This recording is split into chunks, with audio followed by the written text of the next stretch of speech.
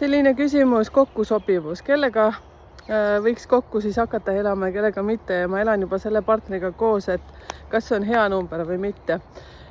Teen selle kohta YouTube'is ühe pikema video, kus siis räägin kõik numbrid eraldi lahti, aga ühe asja, mis ma tahan teile ütelda, et sellised numbrid, kui te liidate kokku, nüüd ütleme, et olete siis sündinud seal, ütleme siis sa oled sündinud 7. päeval ja sinu kaaslane on 4. päeval ja see kokku teeb 11 ja 1 + 1 on 2, ehk siis kõige paremad sellised kooslused on number 2 ja number 6, ehk siis need on täis armastust, üksteise hoidmist, noh muidugi kõikides suhetes tuleb alati selliseid, noh, mis ma ütlen, negatiivseid asju ka üles, et see on hea, see on okei, et nendest läheb lihtsalt üle saada, tegelikult mis numeroloogia annab suhtes.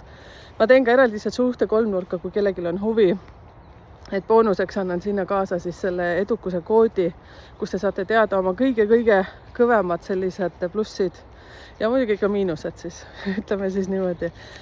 Et selle te saate soetada siis 88 € eest, aga seal ma räägin siis teie suhtes, mis on teile väga oluline ja milline partner teile sobib kõige rohkem.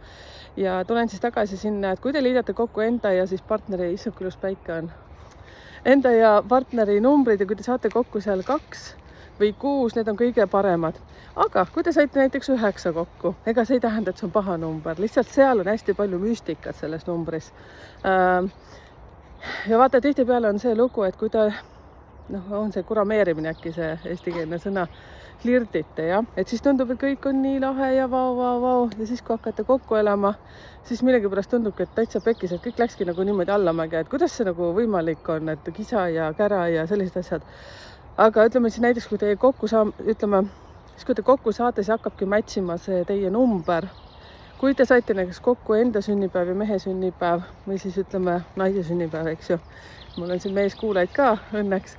Kui te saite näiteks 4 kokku või siis te saite 7 kokku, siis need on sellised numbrid, kus on hästi palju sellist, mis ma ütlen, sellist kapriisi, sellist 0-st 100-ni, 100-st 0 ja sealt läheb hästi tähele panna seda, milline on sinu partner, et millised on tema need sellised vead, kus sa peaksid võtma äkki 2 sammu tagasi, võib-olla 1 sammu tagasi.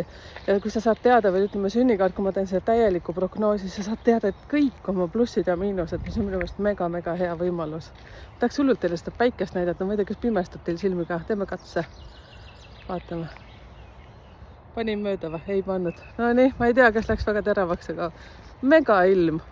Okei, tšauki, kui tahate jah, rohkem teada saada, siis see numbrite keel nime all te leiate mind igalt poolt ülesse. Tšau.